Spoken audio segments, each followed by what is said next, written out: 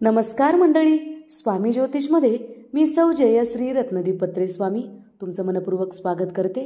तर मंडळी, आपण आजच्या व्हिडिओत मकर संक्रांतीच्या दिवशी तिळाचा व हळकुंडाचा उपाय केल्यामुळे आपल्या जीवनातील सर्व अडचणी दूर होतात आणि घरात सुख समृद्धी लाभत असते। त्याचबरोबर मकर संक्रांती दिवशी गुप्त लक्ष्मीचा हा उपाय आपल्या घरातील सर्व अडचणी दूर करतो।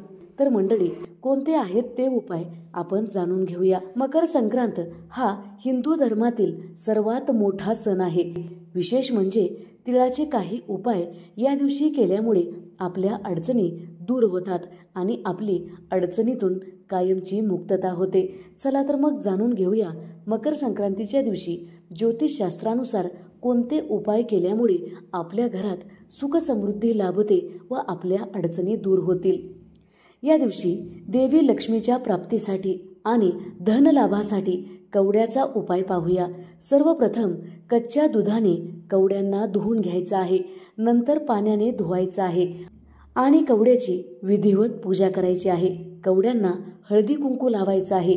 एका प्लेटमध्ये थोडेसे चिल्लर पैसे घ्यायचे आहे आणि त्यामध्ये आपल्या या कवड्या ठेवायचा आहे आणि या कवड्याचं प्लेट देवी लक्ष्मीच्या समोर ठेवायचं आहे।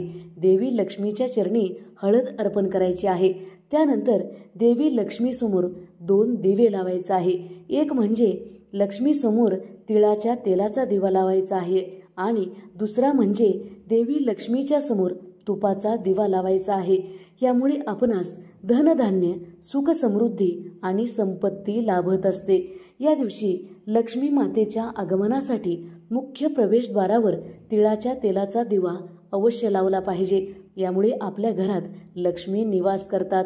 दुसऱ्या दिवशी सकाळी आपणास या कवड्या आपल्या तिजोरीत ठेवायचा आहे। मकर संक्रांतीला सगळ्यात महत्त्वाचा आणि प्रभावी उपाय हळकुंडाचा उपाय आपण पाहणार आहोत। सकाळी लवकर उठून स्नान वगैरे केल्यानंतर देवपूजा करायची आहे। देवपूजा झाल्यानंतर आपणास हा एक उपाय करायचा आहे, तो म्हणजे हळकुंडाचा उपाय। प्रथम एक हळकुंड घ्यायचा आहे। त्या हळकुंडाला आपणास मौली धागा बांधायचा आहे। मौली धागा व्यवस्थित प्रकारे बांधून घ्यायचा आहे, जे की हळकुंड त्यातून निसटणार नाही। हे हळकुंड घेऊन आपण आपल्या देवाच्या समोर जायचं आहे। आपल्या इष्ट देवाच्या समोर हे हळकुंड ठेवायचं आहे। त्या हळकुंडाची विधिवत पूजा करायची आहे आणि ओम श्रीम नमः या मंत्राचा जप करायचा आहे। हा मंत्र आपण 11, 21 किंवा 51 वेळा म्हणू शकता। मंत्र म्हटल्यानंतर हा धागा घेऊन म्हणजे हे हळकुंड आपणास घेऊन मुख्य प्रवेशद्वाराला हे हळकुंड बांधायचं आहे। फक्त हे हळकुंड कोणालाच दिसणार नाही याची मात्र काळजी आपण घेतली पाहिजे। यामुळे घरात सुख समृद्धी आणि आनंद, ऐश्वर्य आपणास लाभत असते। हा उपाय तुम्ही नक्कीच करून बघा। या दिवशी म्हणजे मकर संक्रांतीच्या दिवशी हा उपाय केल्यामुळे आपल्या घरात अखंड लक्ष्मीचा निवास असेल। नवीन वर्षातला पहिला सण मकर संक्रांतीच्या दिवशी आपण हा उपाय केलात तर आपणास अखंड सौभाग्य तर लाभेलच, पण घरात कुठलंही दुःख राहणार नाही, कुठली अडचण राहणार नाही, घरात पैसा कमी पडणार नाही। तर मंडळी, हळकुंड हे गुरुग्रहाचे प्रतीक आहे। गुरुग्रह हे सुख समृद्धी आणि ऐश्वर्याचे कारक आहेत। घरामध्ये सुख समृद्धी पाहिजे असेल तर हा उपाय तुम्ही या दिवशी अवश्य केला पाहिजे। याचा अनुभव तुम्हाला सांगण्याची गरज नाही। याचा अनुभव आपण हा उपाय केल्यानंतर आपणास अवश्य मिळणारच आहे। जर घरात पैसा टिकत नसेल, पैसा बरकत येत नसेल किंवा घरामध्ये सतत वादविवाद होत असतील, घरात कुठलंही काम व्यवस्थित होत नसेल, त्या कामामध्ये सतत काही ना काही अडथळा येत असेल, पती पत्नीमध्ये वाद होत असतील, तर हा उपाय केल्यामुळे पती पत्नीमध्ये प्रेम वाढेल, घरात पैसा टिकेल आणि कुठलंही काम आपलं अडणार नाही। तर मंडळी, आपण मकर संक्रांती दिवशी अखंड लक्ष्मी प्राप्तीसाठी गुप्त लक्ष्मीचा उपाय करणार आहोत। मकर संक्रांतीला तिळाचे व गुळाचे फार महत्त्व आहे। मकर संक्रांती दिवशी तीळ व गुळाचा लाडू तयार करतेवेळी त्यात 5 रुपयाचा एक कॉइन ठेवायचा आहे व त्याचा लाडू बांधायचा आहे। हा लाडू आपणास महादेवास अर्पण करायचा आहे। तिळगुळ मिश्रित लाडूमध्ये पैसे म्हणजे लक्ष्मी ठेवणे म्हणजेच गुप्त लक्ष्मी ठेवल्यामुळे आपल्या घरात पैशासंबंधी अडचणी दूर होतात. घरातील लोकांचे काम अडकलेले असेल तर भगवान शंकराच्या कृपेने ते काम पूर्णत्वाला जाईल व घरात सुख शांती, संपत्ती व समृद्धी लाभेल. हा उपाय आपणास शक्यतो सकाळीच करायचा आहे. पण काही भगिनींना हा उपाय सकाळी करणे शक्य नसेल तर त्यांनी प्रदोषकाळी हा उपाय करू शकता.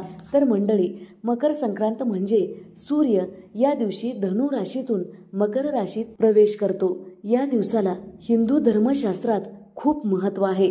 विशेष म्हणजे यंदा प्रयागराजमध्ये 144 वर्षानंतर महाकुंभमेळा आहे.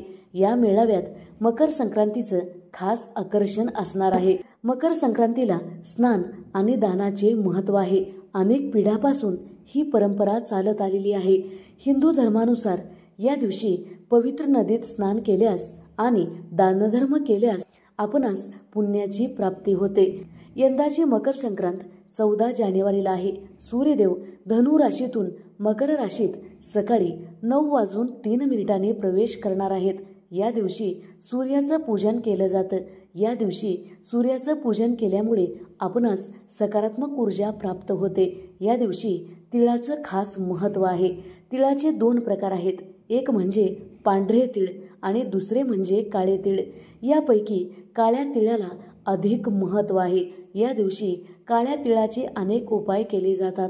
हिंदू धर्मानुसार काळ्या तिळाचे उपाय केल्यास सूर्य आणि शनी भगवान या दोघांचा आशीर्वाद आपणास प्राप्त होतो. चला तर मग जाणून घेऊया काळ्या तिळाचा या दिवशी कोणता उपाय केल्यामुळे आपल्या जीवनातील सर्व अडचणी दूर होतात. मकर संक्रांतीला काळ्या तिळाचे लाडू बनवण्याची प्रथा आहे. काळ्या तिळाचे लाडू खाल्ल्याने घरात सुख समृद्धी लाभत असते अशी ज्योतिषशास्त्रामध्ये मान्यता आहे आणि यामुळे आपले आरोग्य सुद्धा सुदृढ राहते. तर मंडळी, आंघोळीच्या पाण्यात या दिवशी काळे तीळ टाकून स्नान केल्यास सर्व रोग आणि दोषापासून आपली मुक्तता होते. या दिवशी स्नान केल्यावर सूर्याला जल अर्पण करावे, त्यात काळे तीळ टाकावे. असं केल्याने सूर्यदेवाची या दिवशी आपणास कृपा प्राप्त होते. तसेच करिअरमध्ये आपल्या अडथळे येत असतील तर हा उपाय केल्यामुळे आपल्या जीवनातील अडथळे दूर होतात. ज्यांना सरकारी नोकरीची इच्छा आहे अशा लोकांनी तर या दिवशी सूर्य भगवानांना काळे तीळ टाकून अर्घ्य अवश्य द्यावे. असं केल्यामुळे आपणास सरकारी नोकरीची प्राप्ती होते. या दिवशी खिचडी करण्याची प्रथा आहे. या खिचडीत काळे तीळ टाकून सूर्य आणि शनिदेवाला अर्पण केली जाते. असं केल्यामुळे शनी भगवान आणि सूर्य भगवान यांचा आशीर्वाद आपणास प्राप्त होतो आणि आपल्या घरातील आर्थिक अडचणी दूर होतात. या दिवशी काळ्या तिळाचा नैवेद्य दाखवले जाते. तीळ मिसळून अन्न खाणे आणि पाण्यात तीळ टाकून देवांची पूजा करणे. असं केल्यामुळे आपल्या घरात सुख समृद्धी, धन, ऐश्वर्य आपणास प्राप्त होते.